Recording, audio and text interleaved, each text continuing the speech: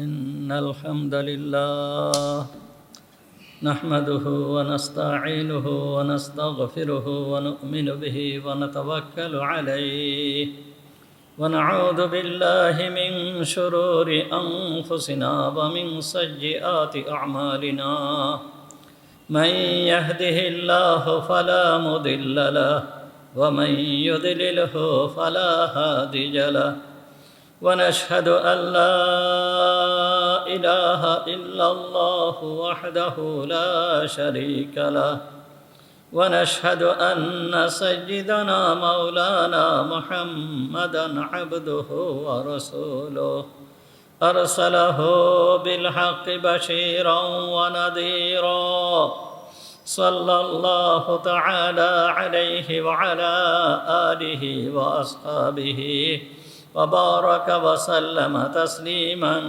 كثيرا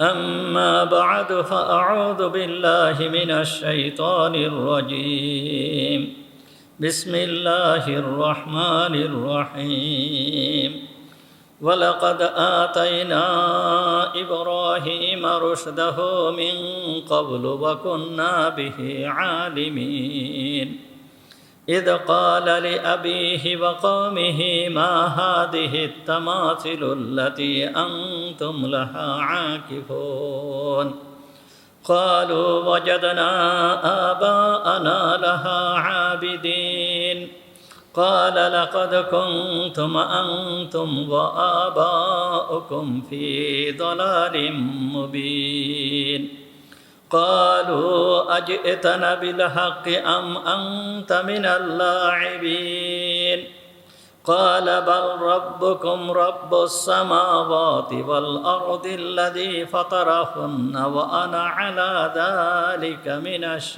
الشاهدين صدق الله العظيم ونحن على ذلك من الشاهدين والشاكرين اللهم صل على محمد وعلى آل محمد كما صليت على إبراهيم وعلى آل إبراهيم إنك حميد مجيد اللهم بارك على محمد وعلى آل محمد كما باركت على إبراهيم وعلى آل إبراهيم إنك حميد مجيد سبحانك لا علم لنا إلا ما علمتنا اللهم انفعنا بما علمتنا فعلمنا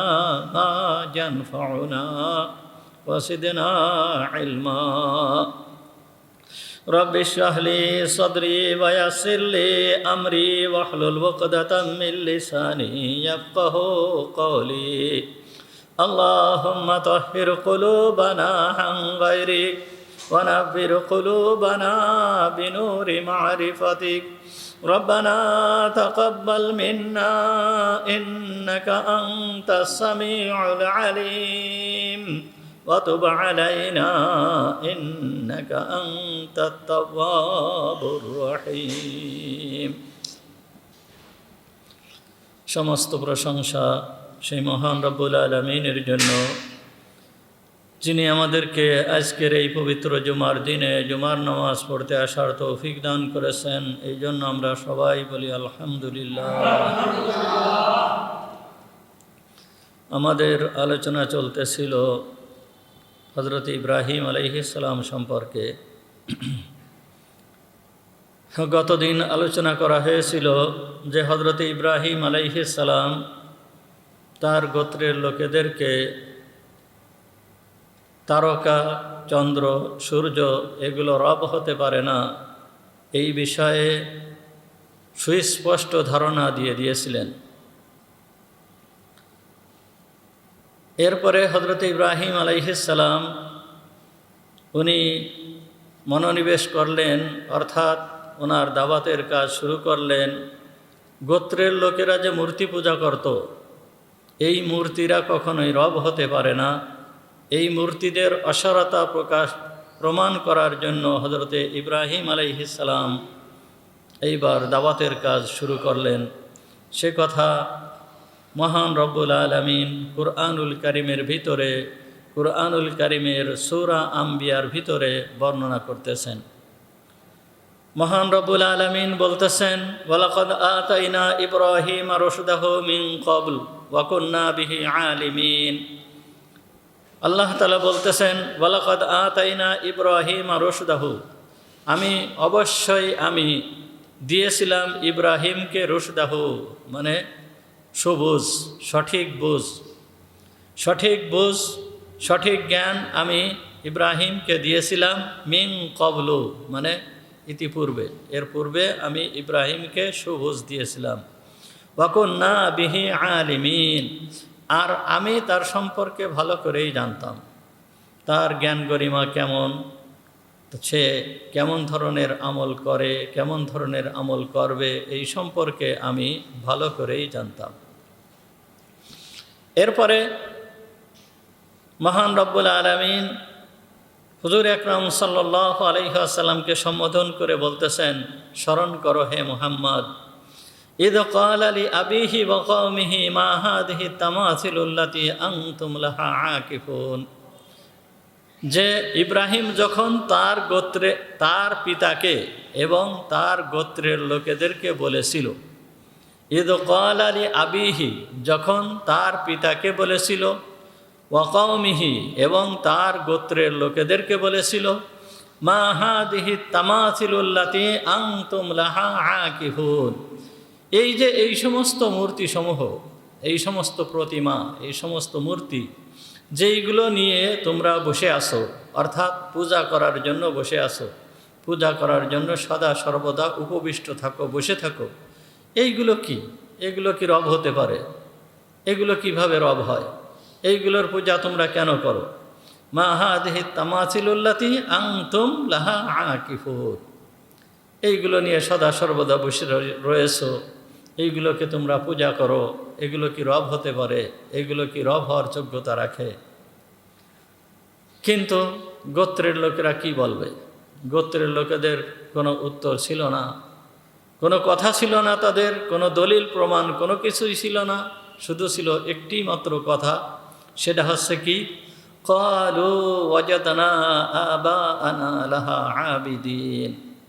গোত্রের লোকেরা বলল যে আমরা আমাদের বাপদাদাদেরকে এইভাবে পেয়েছি, আমাদের বাপদাদাকে দেখেছি তারা এইভাবেই পূজা করত, সুতরাং আমরাই সেইভাবে পূজা করি। আমাদের বাপদাদারা জ্ঞানী মানুষ ছিল, তারা যখন পূজা করে আসছে আমরাও সেইভাবে পূজা করি।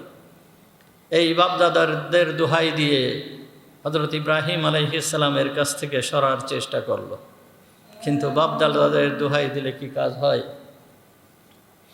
ক্বালা লাকাদ কুনতুম আনতুম ওয়া আবাউকুম ফি যালালিম মুবিন।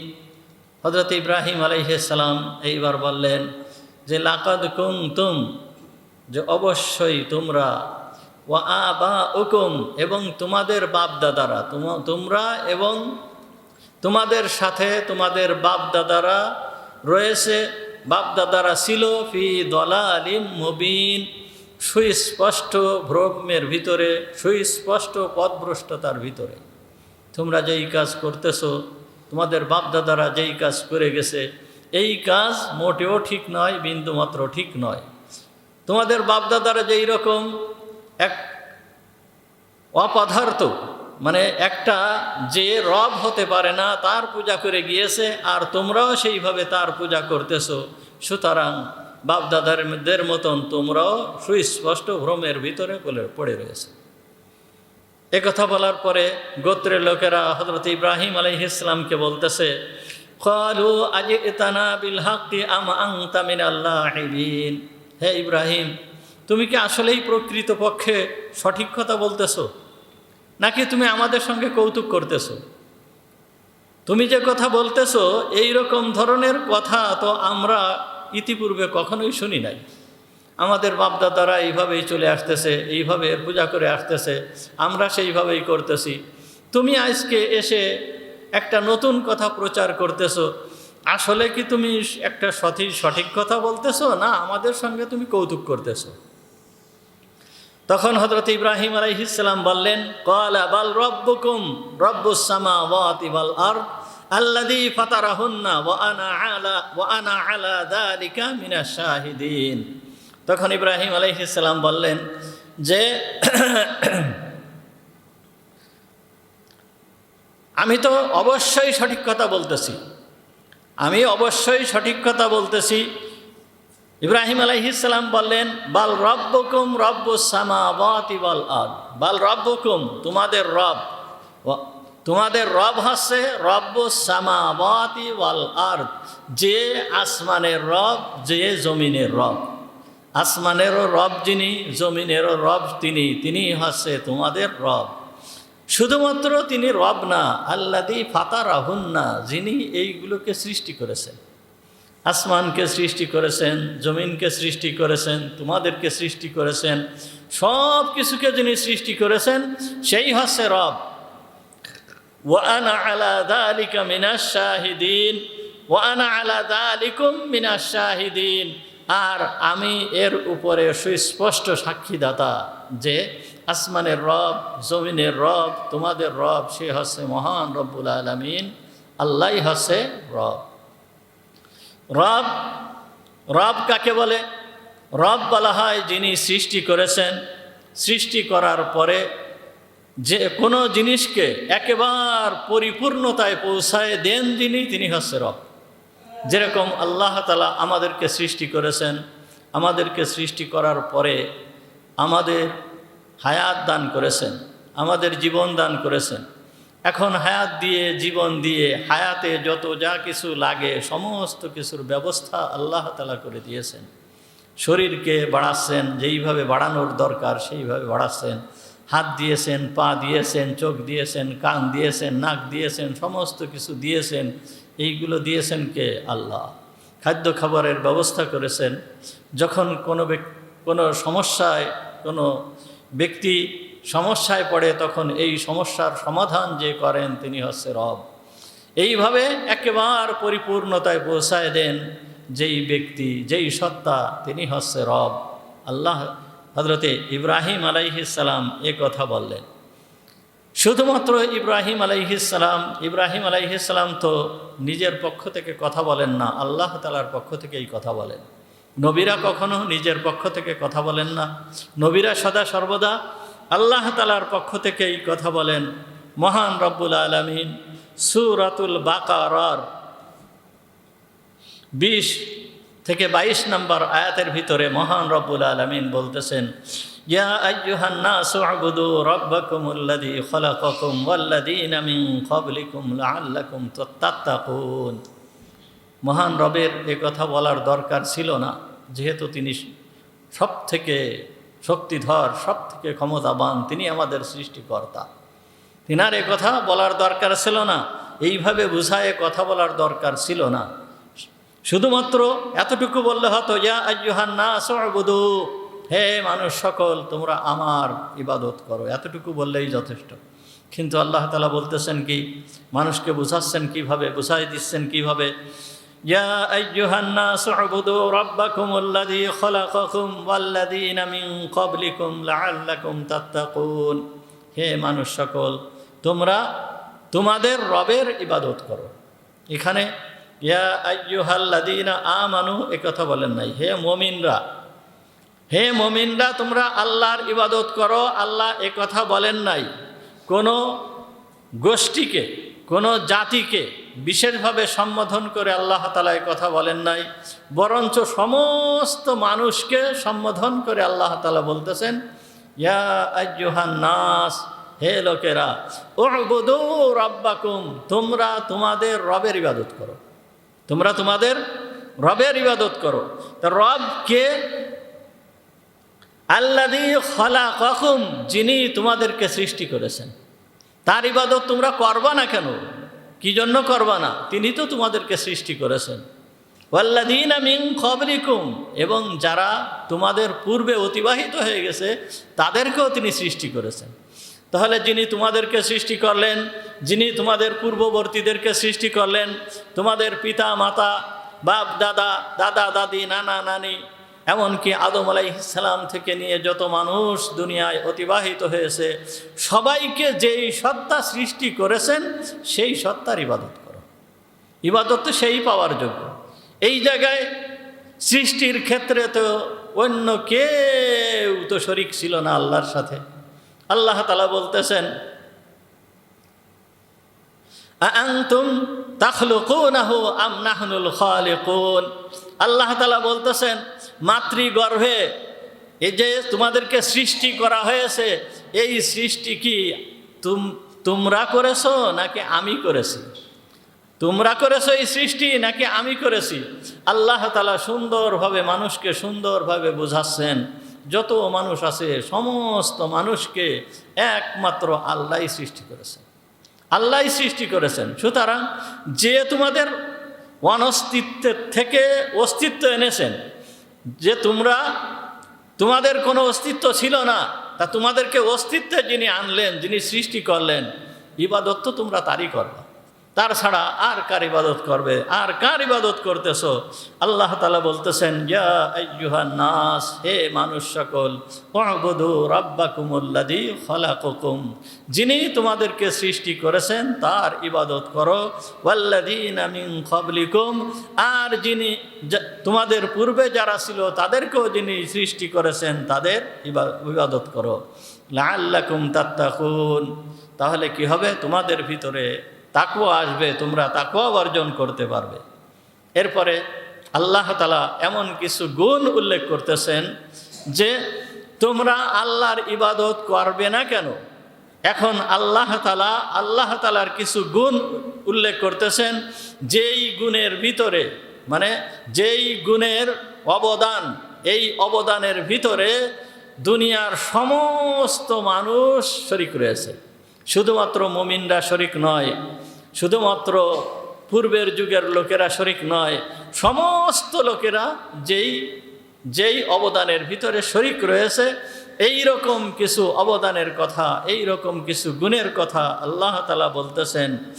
আল্লাযী জাআলা লাকুমুল আরদা ফিরাশা ওয়াস সামাআ বিনাআ ওয়া আনসালা মিনাস সামাই মাআন ফাআখরাজা বিহি মিনাস সামারাতি রিজকাল লাকুম। আল্লাহ তাআলা বলতেছেন, আল্লাযী জাআলা লাকুমুল আরদা ফিরাশা, দেখো যিনি তোমাদের জন্য জমিনকে বিছানা বানাই দিয়েছেন, জমিনকে বিছানা বানাই দিয়েছেন, মানে বিছানার মতন করে দিয়েছেন, সমতল বানাই দিয়েছেন। আল্লাহ তাআলা বিছানার সঙ্গে তুলনা করেছেন, অর্থাৎ একজন মানুষ বিছানাকে নিজের ইচ্ছা মতন সে ব্যবহার করতে পারে। বিছানাকে যদি মনে করে যে এখন বিছায় রাখবে, বিছায় রাখতে পারে। যদি মনে করে ভাঁজ করে রাখবে, ভাঁজ করে রাখতে পারে। যদি মনে করে আমি এইখানে বিছানা বিছাবো না, ওইখানে বিছানা বিছাবো, তাহলে সে তা করতে পারে। নিজের ইচ্ছা মতন সে বিছানাকে ব্যবহার করতে পারে। ঠিক আল্লাহ তাআলা বলতেছেন, আল্লাযী জাআলা লাকুমুল আরদা ফিরাশা, যিনি তোমাদের জন্য জমিনকে বিছানা বানাই দিয়েছেন, বিছানা বানাই দিয়েছেন। এ কথা বললো যে তোমরা এই জমিনকে নিজের ইচ্ছা মতন ব্যবহার করতে পারতেছ। যদি আল্লাহ তাআলা পাহাড়ের মতন শক্ত করে দিতেন, সম্পূর্ণ জমিনকে, সমস্ত জমিনকে যদি পাহাড়ের মতন শক্ত করে দিতেন, তোমরা এই জমিনকে ব্যবহার করতে পারতে না। যদি এই জমিনকে আল্লাহ তাআলা পানির মতন নরম করে দিতেন, তাহলেও তোমরা এই জমিনকে সর্বাবস্থায় বিছানা ব্যবহার করতে পারতে না। পানির উপরে কিভাবে ঘর বানাতে, পানির উপরে কিভাবে বসবাস করতে, এইটাও সম্ভব হতো না। আল্লাহ তাআলা জমিনকে এমন বানাই দিয়েছেন যে জমিনকে তুমি যেইভাবে ইচ্ছা সেইভাবে ব্যবহার করতেছো। জমিনের উপরে ঘর তৈরি করতেছো, জমিনের উপরে জমিন কেটে, জমিন খনন করে তুমি এইখানে ঘর তৈরি করতেছো। ঘর তৈরি করতেছো কি একতলা বিল্ডিং তৈরি করতেছো না, তুমি যত দূর পারো তত দূর বিশাল বড় অট্টালিকা তৈরি করতেছো, বিশাল বড় টাওয়ার তৈরি করতেছো। এক বুর্জ আল খলিফা, দুবাইয়ের যেই কি টাওয়ার আছে, এই টাওয়ারের উচ্চতা কত? 160 তলা।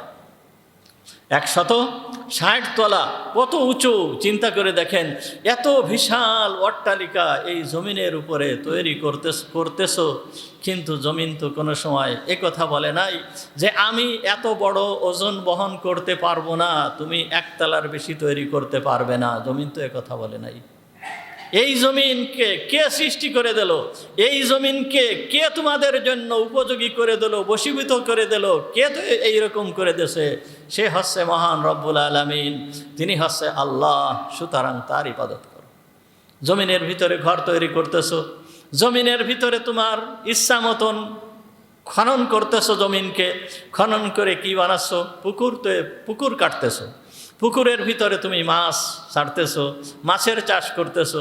জমিনের ভিতরে জমিনকে খনন করতেছো, জমিনকে খনন করে তুমি পানি তুলতেছো। জমিনকে যখন খনন করতেছো, জমিনের উপরে যখন তুমি কোদাল দিয়ে আঘাত করতেছো, জমিনকে কাটতেছো, জমিন তো তোমাকে প্রতিবাদ করতেছে না যে তুমি আমার উপরে কেন কোদাল মারলে, তুমি আমার উপরে কেন কোদাল মারলে, এইরকমভাবে তো প্রতিবাদ করতেছে না। জমিনকে তুমি যেমন ইচ্ছা সেমন ব্যবহার করতেছো।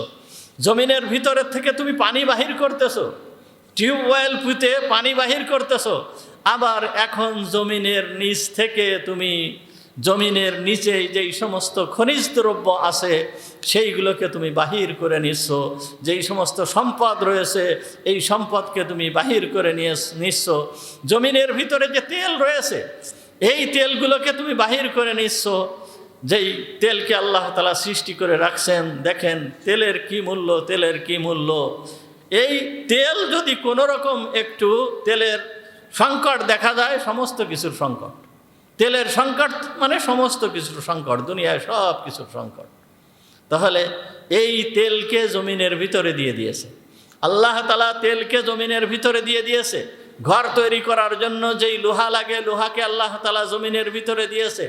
সোনা রূপা এইগুলোকে জমিনের ভিতরে দিয়েছে। আরও বড় বড় মূল্যবান সম্পদকে আল্লাহ তাআলা জমিনের ভিতরে রেখে দিয়েছে। কাদের জন্য? তোমাদের জন্য। আল্লাযী জাআলা লাকুমুল আরদা ফিরাশা, যিনি জমিনকে তোমাদের জন্য বিছানা করে দিয়েছেন। এই রবের ইবাদত করো, তোমরা এই রবের ইবাদত করো। আল্লাহ আপনাকে কেমনভাবে বুঝাচ্ছেন, দুনিয়ার সমস্ত মানুষকে কেমনভাবে আল্লাহ তাআলা বুঝাচ্ছেন যে তোমরা ওই রবের ইবাদত করো। যেই রব তোমাদেরকে সৃষ্টি করলেন, যেই রব তোমাদের জীবন দিলেন, যেই রব তোমাদেরকে হায়াত দিলেন, যেই রব তোমাদেরকে জমিনকে তোমাদের উপযোগী বানিয়ে দিলেন। এরপরে কি বলতেছেন? ওয়াস-সামাআ বিনাআ, আর আসমানকে বানিয়েছেন ছাদ। এই বিশাল আসমান, এত বড় একটা আসমান আল্লাহ তাআলা সৃষ্টি করে রাখছেন। তুমি কি এর দিকে একটু তাকিয়ে দেখো না? এই আসমানের একটা খুঁটিও নাই। আল্লাহ তাআলা এই আসমানকে উঁচু করে রাখছেন, এইভাবে উঁচু করে রাখছেন, খুঁটি ছাড়া আল্লাহ তাআলার কুদরতে আল্লাহ তাআলা উঁচু করে রাখছেন। সুতরাং তুমি এই আসমানের দিকে কি একটু তাকাও না? আসমানকে কে এইভাবে উঁচু করে রাখলো? আসমানকে কে এইভাবে সৃষ্টি করলো? যে সৃষ্টি করেছেন তারই তুমি ইবাদত করো। আল্লাহ তাআলা সূরা সাফফাতের ভিতরে, সূরা সাফফাতের 4 নম্বর, 5 নম্বর, 6 নম্বর আয়াতের ভিতরে বলতেছেন, ইন্না ইলাহুকুম লাওয়াহিদ, তোমাদের রব, তোমাদের ইলাহ লাওয়াহিদ, একমাত্র ইলাহ, তার কোনো শরীক নাই। রব্বুস সামাওয়াতি ওয়াল আরদ, যিনি আসমানের রব, আসমানের সৃষ্টিকর্তা, আসমানকে এইভাবে স্থাপন করে রাখছেন, তিনি হচ্ছে রব। ওয়াল আরদ, এবং জমিনের সৃষ্টিকর্তা। ওয়ামা বাইনাহুমা, এবং আসমান এবং জমিনের ভিতরে যত যা কিছু আছে সমস্ত কিছুর সৃষ্টিকর্তা। ওয়া রব্বুল মাশারিক, এবং মাশরিক এবং মাগরিবের সমস্ত কিছুর রব হচ্ছে সেই আল্লাহ। ইন্না সাইয়্যানা সামাআ দুনিয়া বিজিনাতিনিল কাওয়াকিব, আল্লাহ তাআলা বলতেছেন, ইন্না সাইয়্যানা সামাআ দুনিয়া, আমি এই দুনিয়ার আসমানকে সুসজ্জিত করেছি বিজিনাতিনিল কাওয়াকিব, বহুত সংখ্যক তারকার দ্বারা। দুনিয়ার আকাশকে আমি সুসজ্জিত করেছি কিসের দ্বারা? তারকার দ্বারা। হে মানুষ, রাত্র যখন হয়ে যায়, রাত্র হয়ে যাওয়ার পরে তুমি একটু আকাশের দিকে তাকিয়ে দেখো, আকাশের অবস্থা কেমন দেখা যায়, কত তারকা জ্বলতে থাকে। এই তারকার সৌন্দর্য দিয়ে আসমানকে সুসজ্জিত কে করলো? তিনি হচ্ছে রব। তুমি তার ইবাদত করো। অন্ধকার রাত যখন হয়, মরুভূমির ভিতর দিয়ে যখন চলতে হয়, এই সময়ে মরুভূমির ভিতর দিয়ে যখন চলা হয়, তখন এই তারকার আলোর মাধ্যমে, তারকার যেই টিম টিম আলো হয়, এই আলোর মাধ্যমে তখন এই মরুবাসীরা পথ চলতে থাকে। শুধুমাত্র পথ চলা নয়, এই তারকার মাধ্যমে তারা কোন দিকে যাবে, কোথায় যাবে, এইগুলোকে নির্ধারণ করে। এখনো পর্যন্ত যারা সমুদ্রে পথে চলাচল করে, এই সমুদ্রে তারকাকে লক্ষ্য করে তারা চলাচল করে। ইতিপূর্বে চলাচল করত, এখন তো সব জায়গায় কি ম্যাপ হয়ে গিয়েছে, এই জন্য ওইটা আর প্রয়োজন হয় না। সফটওয়্যারের মাধ্যমে ম্যাপ সেট করে নিয়েছে, ওই সেইভাবে স্বয়ংক্রিয়ভাবে চলতে থাকে। যাই হোক, এর পূর্বে মাত্র এই আপনার হয় 50-60 বছর আগের কথা, তখনও জাহাজ চলতে গেলে ওই তারকা লক্ষ্য করে চলতে হতো। তা এই তারকা রাশিকে কে সৃষ্টি করলেন? এই আসমানকে তারকা দিয়ে কে সাজিয়েছেন? সূর্য দিয়ে কে সাজিয়েছেন? চন্দ্র দিয়ে কে সাজিয়েছেন? যে সাজিয়েছেন সে হচ্ছে রব, তার ইবাদত করো। সূর্য কেমনভাবে সাজিয়েছেন? ওয়াশ-শামসু তাজরি লিমুস্তাকাররিন লাহা যালিকা তাকদীরুল আজিজিল আলিম। আল্লাহ তাআলা সূরা ইয়াসিনের ভিতরে বলতেছেন, ওয়াশ-শামসু তাজরি লিমুস্তাকাররিন লাহা যালিকা তাকদীরুল আজিজিল আলিম। আল্লাহ তাআলা এই সূর্যকে চালাচ্ছেন। শামসু তাজরি, চলতেছে সূর্য, লিমুস্তাকাররিন লাহা, এটা হচ্ছে তার কক্ষপথের উপর দিয়ে চলতেছে। আর এই কক্ষপথ নির্ধারণ করা, চলার গতি নির্ধারণ করে দিয়া, কতটুকু গতিতে সে চলবে, কোন পথে চলবে, কিভাবে চলবে, এইটা নির্ধারণ করে দিয়েছেন কে? মহান রব্বুল আলামিন। এত বড় একটা সূর্য, এই সূর্যকে এইভাবে চালাচ্ছেন কে? তিনি হচ্ছে রব। সুতরাং ইবাদত করবে তার কার? লা শামসু ইয়ামবাগি লাহা আন তুদরিকাল কমার। সূর্যের ক্ষমতা নেই চন্দ্র যেই পথ দিয়ে চলতেছে, চন্দ্রের পথ আলাদা। কুল্লুম ফি ফালাকিন ইয়াসবাহুন, প্রত্যেকেই তার নিজ নিজ কক্ষপথে চলতেছে। আল্লাহ তাআলা বলতেছেন সূরা ইয়াসিনের ভিতরে, কুল্লুম ফি ফালাকিন ইয়াসবাহুন, প্রত্যেকেই তার নিজ নিজ কক্ষপথে চলতেছে।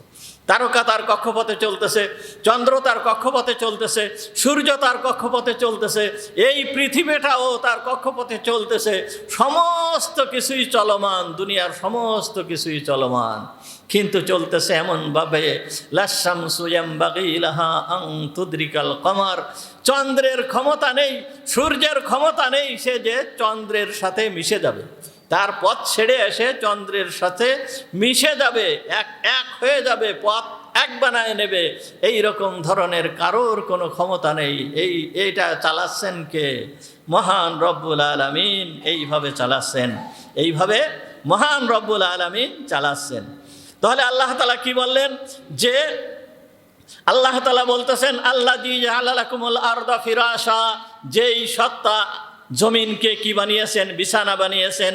ওয়াস-সামাআ বিনাআ, আর আসমানকে বানিয়েছেন ছাদ। ওয়া আনসালা মিনাস সামাই মাআ, আর আল্লাহ তাআলা আসমান থেকে বৃষ্টি বর্ষণ করেন। আল্লাহ তাআলা কি করেন? আসমান থেকে বৃষ্টি বর্ষণ করেন। এই যে বৃষ্টি বর্ষণ করতেছেন, এই ক্ষমতা কার? একমাত্র আল্লাহর। বৃষ্টি বর্ষণ করেন কে? একমাত্র আল্লাহ। বৃষ্টি যদি বর্ষণ না করতেন তাহলে তোমরা বাঁচতে পারতে না। আল্লাহ তাআলা বলতেছেন, ফাআখরাজা বিহি মিনাস সামারাত, অতঃপর এই বৃষ্টি দিয়ে মহান রব আল্লাহ তাআলা আখরাজা, বের করতেছেন, বিহি, ওই বৃষ্টির মাধ্যমে, আস-সামারাত, ফলমূল। যত ধরনের ফলমূল যা আমরা খাচ্ছি, এই বৃষ্টির মাধ্যমেই আল্লাহ তাআলা জমিন থেকে উৎপন্ন করতেছেন, জমিন থেকে বের করতেছেন। আল্লাহ তাআলা বৃষ্টি দিয়ে, বৃষ্টি কিভাবে বর্ষণ করতেছেন আপনি আমি যদি একটু চিন্তা করি, একটু দেখি, এই মেঘমালাকে সমুদ্রের উপরের থেকে পানি তুলে নিয়ে যান কে? কিভাবে পানি তোলার পদ্ধতি কি? কিভাবে আল্লাহ তাআলা পানি তুলে নিয়ে যাচ্ছেন?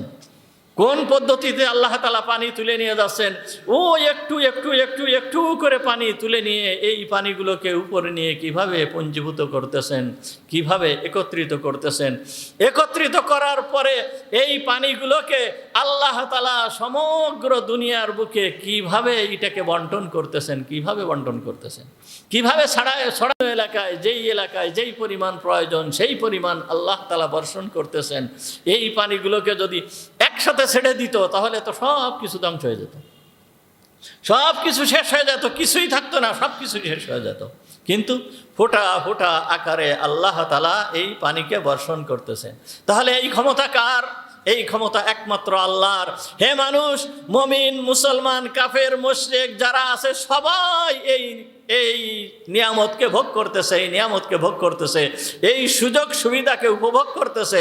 সুতরাং যেই সুযোগ সুবিধা তোমাদেরকে দিয়েছে, কে দিয়েছে? যিনি দিয়েছেন তোমরা তার ইবাদত করো, যিনি দিয়েছেন তোমরা তার ইবাদত করো।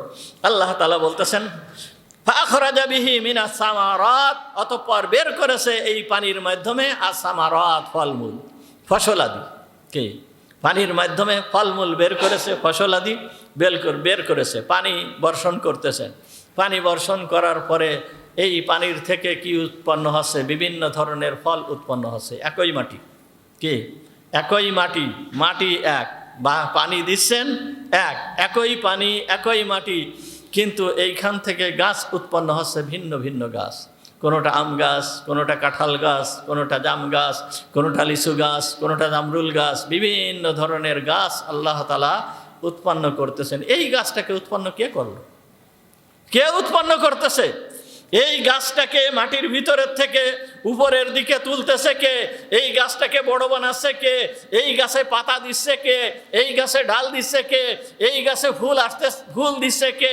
এই গাছের ভিতরে ফল আসতেছে, এই ফলটা দিচ্ছে কে? একটা গাছ, এই আমের সময় আপনি একটা গাছের দিকে তাকায় দেখেন কত সুন্দর দেখা যায়। এই পাতার ভিতরে সুন্দর সুন্দর আমগুলো কে সৃষ্টি করেছে?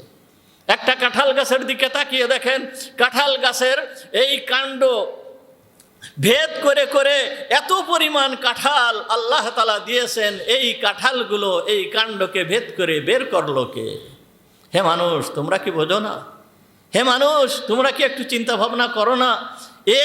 যে করেছে ইবাদত করো তার, এই কাজ যে করেছে ইবাদত করো তার।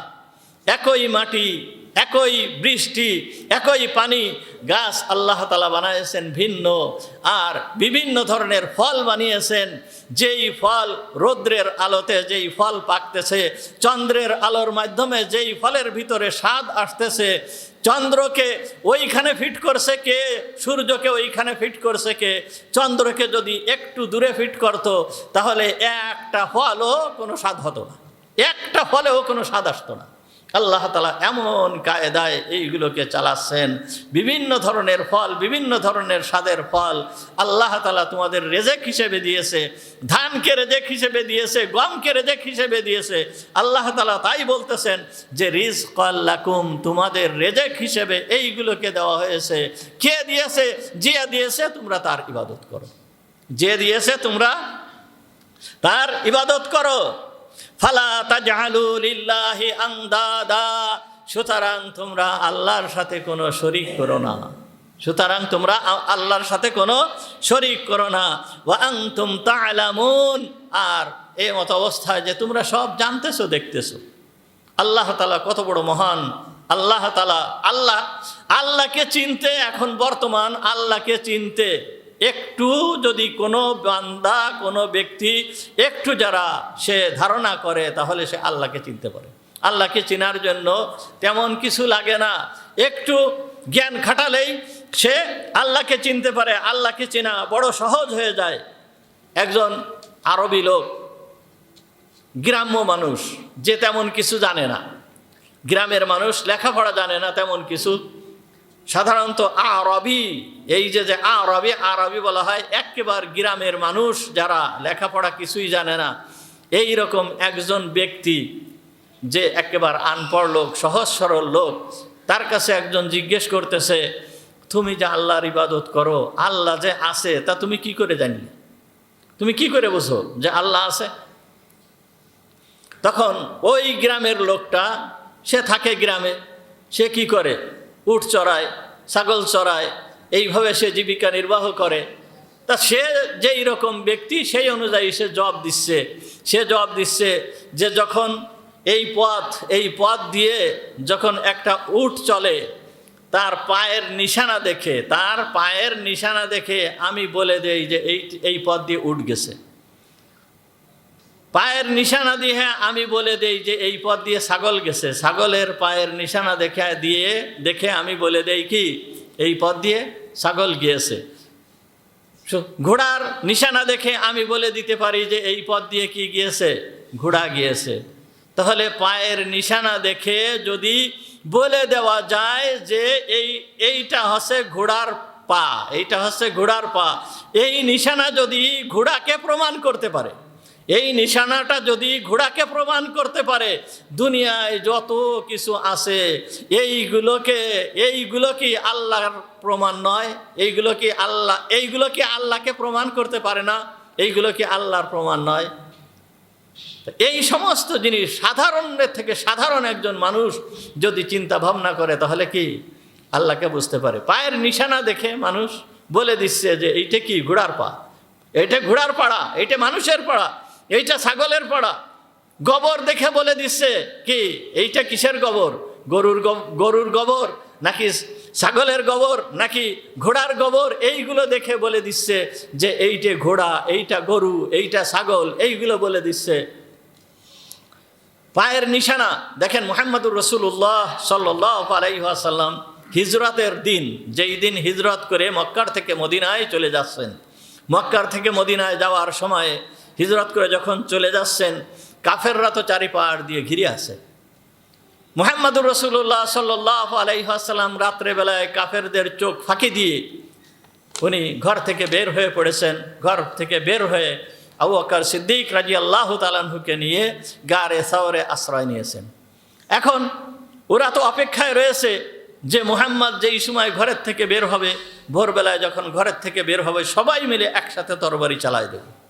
কিন্তু ইবলিস মালউন ও যখন হুজুর সাল্লাল্লাহু আলাইহি ওয়াসাল্লাম বের হয়ে গেছে একেবারে ফজরের সময়, প্রভাতের সময়, ওই সময় এসে বলতেছে কি করতেছো তোমরা? সে তো বের হয়ে গেছে, সে তো কি হয়েছে, বের হয়ে গেছে। তোমরা তোমাদের মাথায় হাত দিয়ে দেখো, মাথায় ধুলা রয়েছে, বালু রয়েছে, তোমাদের মাথার উপরে বালু নিক্ষেপ করে সে বের হয়ে চলে গেছে। তখন মাথায় হাত দিয়ে দেখে, সবাই হাত দিয়ে দেখে কি ব্যাপার, বালু আসলো কোথার থেকে? মাথায় তো বালু, তাহলে সে চলে গিয়েছে, কোথায় চলে গিয়েছে, কোথায় গেল? এখন কোথায় গেল কি খুঁজতে বের হয়েছে, খুঁজতে বিভিন্ন জায়গায় খুঁজতে পায় না, আর খুঁজে পাচ্ছে না। তখন এক ব্যক্তি আরবের ভিতরে এই ধরনের ব্যক্তিরা ছিল, পণ্ডিতরা ছিল, এদেরকে বলা হতো কিয়াফা সিনাস, মানে যারা পায়ের চিহ্ন দেখে ব্যক্তিকে বলে দিতে পারবে যে এইটা হচ্ছে অমুক ব্যক্তির পা, পায়ের চিহ্ন, অমুক ব্যক্তির পায়ের চিহ্ন এইটা বলে দিতে পারবে। তা ওই ব্যক্তিকে আনা হলো। তো ওই ব্যক্তি পায়ের চিহ্ন দেখছে যে এইটা হচ্ছে মুহাম্মাদের পায়ের চিহ্ন। এখন এই পায়ের চিহ্ন অনুসরণ করে চলতেছে, পায়ের চিহ্ন অনুসরণ করে চলতে একেবারে ওই সেই গারে সাওরের মুখ পর্যন্ত চলে গিয়েছে, গারে সাওরের মুখ পর্যন্ত চলে গিয়েছে পায়ের চিহ্ন অনুসরণ করে। তাহলে এখন চিন্তা করেন যে এক ব্যক্তি পায়ের চিহ্ন, যে এইটা হচ্ছে মুহাম্মাদের পায়ের চিহ্ন, এই পায়ের চিহ্নকে অনুসরণ করে গারের মাথা পর্যন্ত চলে গিয়েছে।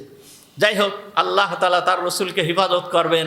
কোনভাবে হিফাজত করবেন এটা আল্লাহ তাআলার কুদরত। দুনিয়ার ভিতরে সব থেকে একেবারে দুর্বল হচ্ছে মাকড়সার বাসা। সব থেকে দুর্বল কি? মাকড়সার বাসা। এই একটা মাকড়সার বাসা দিয়ে মুহাম্মদুর রাসূলুল্লাহ সাল্লাল্লাহু আলাইহি ওয়াসাল্লামকে এই শক্তিশালী বাহিনীর থেকে আল্লাহ তাআলা হিফাজত করেছেন। তাহলে আল্লাহ তাআলার কুদরত কত, আল্লাহ তাআলার কুদরত কত। মানে পায়ের চিহ্ন দেখে মুহাম্মদ সাল্লাল্লাহু আলাইহি ওয়াসাল্লামকে চেনা যায়। সুতরাং এই সমস্ত কিছু দেখে কি আল্লাহকে চেনা যায় না? এই সব কিছু দেখে কি আল্লাহকে চেনা যায় না? গোবর দেখে যদি ঘোড়া চেনা যায়, গোবর দেখে যদি কি চেনা যায়, গরু চিনা যায়, গোবর দেখে যদি ছাগল চিনা যায়, তাহলে আল্লাহকে কি চিনা যায় না? গোবর দেখে শুধু ঘোড়া চিনা যায় না, এই ঘোড়াটা কোন জায়গার তাও চিনা যায়। হুজুর আকরাম সাল্লাল্লাহু আলাইহি ওয়াসাল্লাম মদিনায় হিজরত করে যাওয়ার পরে, মদিনায় হিজরত করে যখন গিয়েছেন, এই বদরের যুদ্ধ সংগঠিত হওয়ার মূল যে ভূমিকা, এই ভূমিকায় মদিনার লোকেদের কাছে সংবাদ পৌঁছায়ছে যে আবু সুফিয়ান এই মদিনার পাশ দিয়ে, এই রাস্তা দিয়ে, লোহিত সাগরের তীর দিয়ে সিরিয়ায় ব্যবসায়ী কাফেলা নিয়ে ব্যবসা করার জন্য গিয়েছে। তখন হুজুর আকরাম সাল্লাল্লাহু আলাইহি ওয়াসাল্লাম একদল সাহাবীকে পাঠিয়ে দিলেন যে তোমরা যাও, আসলে আবু সুফিয়ান কোন সময় আসতেছে, ফিরে আসবে কখন, কি দেখি কোথাও সে এখন কোন জায়গায় অবস্থান করতেছে, শুধু এতটুকু দেখে আসো। তা এই সাহাবীদের এই দলটা ঘোড়া নিয়ে, যাই হোক অল্প কয়েকজনের দল আসলো, এসে ওই আড় দিয়ে পাড় দিয়ে ঘোরাঘুরি করছে। যখন ঘোরাঘুরি করছে, এই সংবাদ আবু সুফিয়ানের কানে পৌঁছায় গেছে। তা আবু সুফিয়ানের কানে যখন পৌঁছানোর পরে ও মনে করলো তাহলে তো আমার সতর্ক হয়ে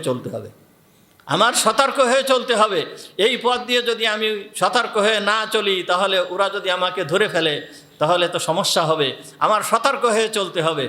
তখন আবু সুফিয়ান লোকেদের কাছে, ওই আশেপাশের লোকেদের কাছে জিজ্ঞেস করতেছে, তোমরা কি এইখানে কোনো অপরিচিত লোক দেখেছো? এইখানে কোনো অপরিচিত লোক আসছে? তখন কিছু সংখ্যক লোক বলল, হ্যাঁ আমরা ওইখানে কিছু অপরিচিত লোকের আনাগোনা দেখছি, তারা এখানে আসছিল। তখন বলতেছে, তারা কোন জায়গার লোক বলতে পারো? তখন বলতেছে, না তা বলতে পারবো না, তারা কিন্তু আমাদের এই এলাকার লোক না, আমরা এতটুকু জানি কয়েকজন লোক আসছিল।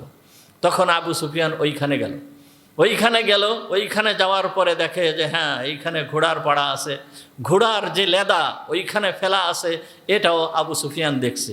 এখন আবু সুফিয়ান দেখেন, আবু সুফিয়ানের মতন একজন লোক ওই ঘোড়ার যেই লেদা, ওই লেদাকে এইভাবে ছড়ায় দেখে যে এই যে লেদার ভিতরের যে খেজুরের বিচি আছে, এই খেজুরের বিচি যেই বীজ দেখা যাচ্ছে, এইটা হচ্ছে মদিনার খেজুর। এটা হচ্ছে কোন জায়গার খেজুর? মদিনার খেজুর। সুতরাং এই যে ঘোড়া আসছে, এ মদিনার থেকে আসছে। তখন আবু সুফিয়ান সতর্ক হয়ে ওই পথ বাদ দিয়ে অন্য পথ দিয়ে মক্কায় পৌঁছায় গেছে। ওই পথ বাদ দিয়ে অন্য পথ দিয়ে তখন আবু সুফিয়ান মক্কায় পৌঁছায় গেছে। এখানে যে কথা বলতেছিলাম, যে ঘোড়ার গোবর দেখে শুধুমাত্র ঘোড়াকে চেনা যায় না, এই ঘোড়াটা কোন গোত্রের কোনখানের তাও পর্যন্ত ওই আগের যুগের লোকেরা এইটাকে নির্ণয় করেছে। সুতরাং এই চিহ্ন, এই নিদর্শন দেখে যদি ওই বস্তুকে চেনা যায়, তাহলে এই সমস্ত সৃষ্টি জীবকে দেখে, সৃষ্টি জিনিসকে দেখে কি আল্লাহকে চেনা যায় না? অবশ্যই আল্লাহকে চেনা যায়। ইমাম আবু হানিফা রহমাতুল্লাহি আলাইহি ইমাম আবু হানিফা রহমাতুল্লাহি আলাইহির সময়, এই সময়ে নাস্তিকরা ছিল। নাস্তিক মানে কাফের, ওই যুগে কাফের বলা হতো, ওদেরকে বলা হতো দাহরিয়া। এই দাহরিয়ারা আল্লাহকে মানত না। তারা বলতো যে এই সব কিছুই অটোমেটিক সৃষ্টি হয়েছে, এইগুলো কি কোনো সৃষ্টিকর্তা নেই, এইগুলোর কোনো সৃষ্টিকর্তা নেই, আল্লাহ নেই। তারা এই ধরনের কথাবার্তা বলতো। তখন আবু হানিফা রহমাতুল্লাহি আলাইহির সাথে এদের মুনাজারা, অর্থাৎ বাহাস, তর্ক বিতর্ক হবে, এই রকম একটা দিন দিয়েছে। ইমাম আবু হানিফা রহমাতুল্লাহ আলাইহি প্রমাণ করবে যে আল্লাহ আছেন, কুরআন হাদিসের দলিল দিয়ে না, যুক্তি দিয়ে প্রমাণ করবে যে আল্লাহ আছেন। এইটা ইমাম আবু হানিফা রহমাতুল্লাহ আলাইহি প্রমাণ করবে। আর ওরা প্রমাণ করবে কি? যে আল্লাহ নেই, এইটা প্রমাণ করবে। এই জন্য এই মুনাজারার দিন নির্ধারণ হয়েছে। নির্ধারণ হওয়ার পরে যেই সময় দেওয়া হয়েছে, ইমাম আবু হানিফা রহমাতুল্লাহি আলাইহি সেই সময় মতন আসেন নাই। 10টার সময় দেওয়া হয়েছে, ইমাম আবু হানিফা রহমাতুল্লাহ আলাইহি 10টার সময় আসেন নাই, উপস্থিত হয়েছে 12টার সময়। 10টা যখন বেজে গিয়েছে, তখন সব বলা বলি করতেছে, এর প্রমাণ কিভাবে দেবে? আল্লাহ আছে, আল্লাহ অদৃশ্য, এর প্রমাণ কিভাবে দেবে? এ প্রমাণ দিতে পারবে না, এই জন্যে আসে নাই, এই জন্যে আসতেছে না, ও আর আসবেও না, এইরকম বলা বলি করতেছে। কিন্তু 12টার দিকে উনি উপস্থিত হয়ে গিয়েছে। উপস্থিত হয়ে যাওয়ার পরে এক নাম্বার কথা সর্বপ্রথম বলছে, আল্লাহর অস্তিত্বের প্রমাণ পরে, আগে যে টাইম নির্ধারণ করা হয়েছিল সেই টাইম মতন তুমি আসো নাই কেন, এর উত্তর আগে দাও। তখন ইমাম আবু হানিফা রহমাতুল্লাহ আলাইহি বলতেছেন, আমি তো নদীর ওই পার থেকে আসছি, তা নদীর ওই পারে যখন আসছি, ওই পারে পৌঁছায়েছি, আসার পরে দেখি নদীতে কোনো নৌকা নাই, কি করে আসবো? অপেক্ষা করতেছি, কোনো নৌকা নাই। কিন্তু হঠাৎ করে দেখি নদীর তীরে একটা গাছ ছিল। এই গাছটা অটোমেটিকভাবে, স্বয়ংক্রিয়ভাবে গাছটা কাটা হয়ে গেছে। কাটা হয়ে যাওয়ার পরে এই কাটা গাছ অটোমেটিকভাবে, স্বয়ংক্রিয়ভাবে এই গাছের থেকে তক্তা বাইর হয়েছে। তক্তা বাইর হওয়ার পরে এই তক্তাগুলো একটার সাথে আর একটা মিলিত হয়ে জুড়ে স্বয়ংক্রিয়ভাবে একটা নৌকা তৈরি হয়েছে। এই নৌকা তৈরি হওয়ার পরে এই নৌকাটা এসে এই তীরে লাগছে। তীরে লাগার পরে আমি এই নৌকাটায় উঠলাম, উঠে বসলাম। বসার পরে একেবারে স্বয়ংক্রিয়ভাবে নিজেই নৌকাটা চলা শুরু করলো। চলা শুরু করে আমাকে এইখানে নামায় দিল। এই কথা যখন বলতেছে, ওরা একজনের সাথে আর একজন কথাবার্তা বলা বলি করতেছে, দেখছো এই মূর্খ কোন ধরনের কথা বলতেছে। একটা গাছ, এই গাছটা নিজে একইভাবে কাটে। এই গাছটা, একটা গাছ নিজে কোনো করাতি নাই, এই গাছটা ফাড়ে কিভাবে? আবার কোনো মিস্ত্রি নাই, এই দিয়ে নৌকা তৈরি হয় কিভাবে? আবার কোনো মাঝি নাই, এই নৌকাটা চলে কিভাবে? তখন ইমাম আবু হানিফা রহমাতুল্লাহি আলাইহি যখন কথা শেষ করছে, তখন বলতেছে, হে পাগল, একটা গাছ, এই গাছটা স্বয়ংক্রিয়ভাবে নিজে কিভাবে কাটা হলো? কেউ যদি না কাটে, কাটনেওয়ালা যদি না থাকে, তাহলে কাটলো কিভাবে?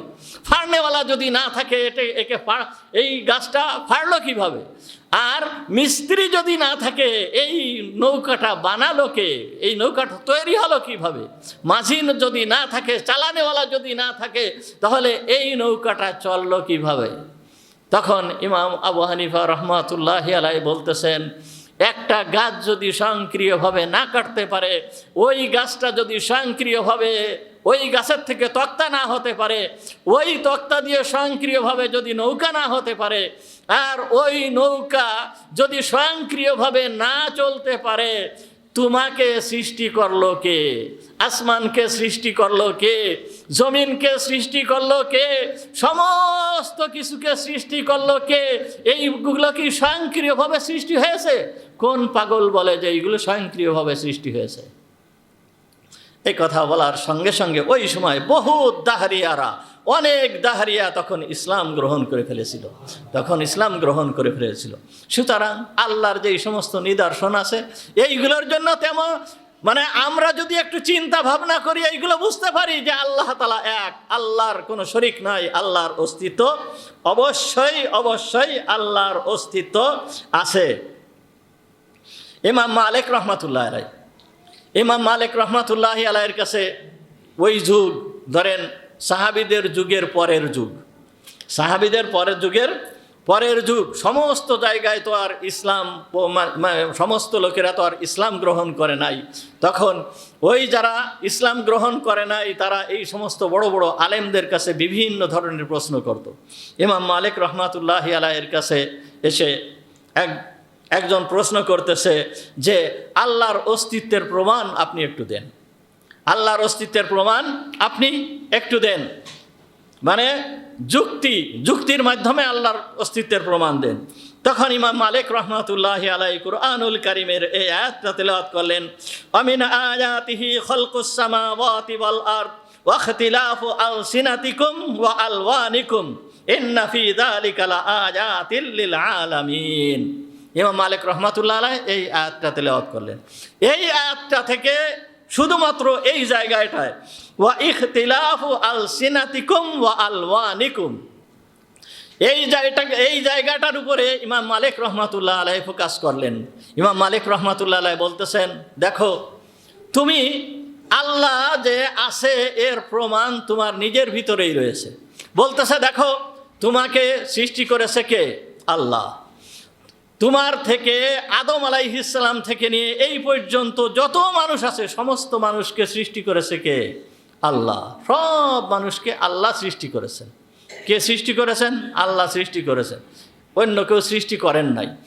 আল্লাহ কিভাবে সৃষ্টি করেছেন? সমস্ত মানুষ, দুনিয়ার সমস্ত মানুষদেরকে আল্লাহ তাআলা কিভাবে সৃষ্টি করেছেন? একটা মানুষকে একটা মাথা দিয়েছেন, দুইটা চোখ দিয়েছেন, একটা নাক দিয়েছেন, দুইটা কান দিয়েছেন, দুইটা হাত দিয়েছেন, দুইটা পা দিয়েছেন। সমস্ত মানুষকেই আল্লাহ তাআলা এইভাবে সৃষ্টি করেছেন, সমস্ত মানুষকে এইগুলো দিয়ে দিয়েছেন। কিন্তু দেখো আল্লাহ তাআলা যে আছেন এর প্রমাণ কি? ওয়াখতিলাফি আলসিনাতিকুম, এই মানুষকে একটা জিহ্বা দিয়েছে, একটা ঠোঁট দিয়েছে, দাঁত দিয়েছে, গলা দিয়েছে। এই মানুষটার মুখ দিয়ে আওয়াজ বের হয়। এই মানুষটার মুখ দিয়ে কি হয়? আওয়াজ বের হয়, গলা দিয়ে আওয়াজ বের হয়। এই আওয়াজটা জিহ্বা নাড়াচাড়া করে, ঠোঁট দিয়ে নাড়াচাড়া করে এই আওয়াজটাকে বিভিন্নভাবে বের করে। তা একই মানুষের এই মুখ দিয়ে যে আওয়াজ বের হচ্ছে, এই আওয়াজটা দুনিয়ার একটা মানুষের আওয়াজের সাথে আর একটা মানুষের আওয়াজ মেশে না। দুনিয়ার একটা মানুষের আওয়াজের সাথে আর একটা মানুষের আওয়াজ মেশে না। এই ধরনের আওয়াজকে সৃষ্টি করলো সেই হচ্ছে আল্লাহ। এই আওয়াজকে কে এইভাবে সৃষ্টি করেছে? তারপরে এক জাতির ভাষা একরকম, এক জাতি এক ধরনের আওয়াজ সৃষ্টি করে করে তারা মনের ভাব আদান প্রদান করে। আমরা বাংলায় আদান প্রদান করতেছি, আমাদের পাশে ভারত হিন্দিতে আদান প্রদান করতেছে, এর পাশে পাকিস্তান তারা উর্দুতে আদান প্রদান করতেছে। এইভাবে এক এক জাতি এক একভাবে তাদের মনের ভাবকে আদান প্রদান করতেছে। সুতরাং এর দ্বারা বোঝা যায় যে সৃষ্টিকর্তাকে আল্লাহ, এ সৃষ্টিকর্তা একজন আছে। ওয়া আলওয়ানিকুম, এবং তোমাদের যে বর্ণ, তোমাদের যেই বর্ণ, তোমাদের যে আকৃতি আল্লাহ তাআলা সৃষ্টি করে দিয়েছেন, তোমাদেরকে এমন আকৃতিতে আল্লাহ তাআলা সৃষ্টি করেছেন যে একজনের চেহারার সঙ্গে আরেকজনের চেহারার মিল নাই। আছে দুনিয়া একজনের চেহারার সাথে আরেকজনের চেহারার মিল? দুনিয়া একজনের সাথে আরেকজন চেহারার মিল নাই। এমনকি আপনার আমার যেই ফিঙ্গার, এই যে আঙ্গুল দেখেন, এখন এই যে ফিঙ্গার প্রিন্ট আছে না, সমস্ত ক্ষেত্রে তো ফিঙ্গার প্রিন্ট লাগে। কি ফিঙ্গারপ্রিন্ট? এই ফিঙ্গারপ্রিন্ট আদম আলাইহিস সালাম থেকে নিয়ে এই পর্যন্ত যত ফিঙ্গার আছে, একজনের ফিঙ্গার মানে এই যে এইটুকের সাথে দুনিয়ার কোনো মানুষের কি নাই? মিল নাই। চোখ মানে এখন চোখের যেই দৃষ্টি, এইটাও একজনের সাথে আর একজনের মিল নাই। আরো আশ্চর্যের ব্যাপার, এখন বর্তমান দুনিয়ায় বিজ্ঞান যেইটাকে সৃষ্টি করেছে সেইটা হচ্ছে ডিএনএ। সেটা কি? ডিএনএ। তা এই যে ডিএনএ, একটা মানুষের ভিতরে ব্রিলিয়ন ডিএনএ রয়েছে। কোষ, ছোট্ট কোষ, একটা মানুষের ভিতরে ব্রিলিয়ন ডিএনএ রয়েছে। এই ডিএনএর ভিতরে আপনার জীবনের যত যা কিছু সব কিছু রেকর্ড করা রয়েছে। একেবারে সমস্ত কিছু, জীবনের সব কিছু এই একটা ডিএনএর কোষের ভিতরে রেকর্ড করা রয়েছে। দুনিয়ার একটা মানুষের ডিএনএর সাথে আরেকটা মানুষের ডিএনএর কোনো মিল নাই। তাহলে এইটা করলেন কে? এইটা হচ্ছে মহান রব্বুল আলামিন, এইটা হচ্ছে আল্লাহ। সুতরাং আল্লাহর নিদর্শনের জন্য আল্লাহ তাআলা যেই সমস্ত নিদর্শনাবলী দিয়ে দিয়েছেন, এর মাধ্যমে চেনা যায় যে তিনি আল্লাহ। হযরত ইব্রাহিম আলাইহিস সালাম তার গোত্রের লোকেদেরকে এইভাবে বুঝাচ্ছেন যে আল্লাহ তিনি যিনি আমাদেরকে সৃষ্টি করেছেন, আল্লাহ তিনি যিনি আসমানকে সৃষ্টি করেছেন, আল্লাহ তিনি যিনি জমিনকে সৃষ্টি করেছেন। সুতরাং তোমরা এই যে মূর্তিগুলোকে পূজা করতেছো, এইগুলোর পূজা তোমরা কেন করো? এইগুলো তো রব হতে পারে না, এইগুলো রব হওয়ার উপযুক্ত না। ওয়া আখিরু দাওয়ানা আলহামদুলিল্লাহি রাব্বিল আলামিন। আমরা যারা সুন্নাত নামাজ পড়িনি, 4 রাকাত ক্বাবলাল জুমআহ সুন্নাতে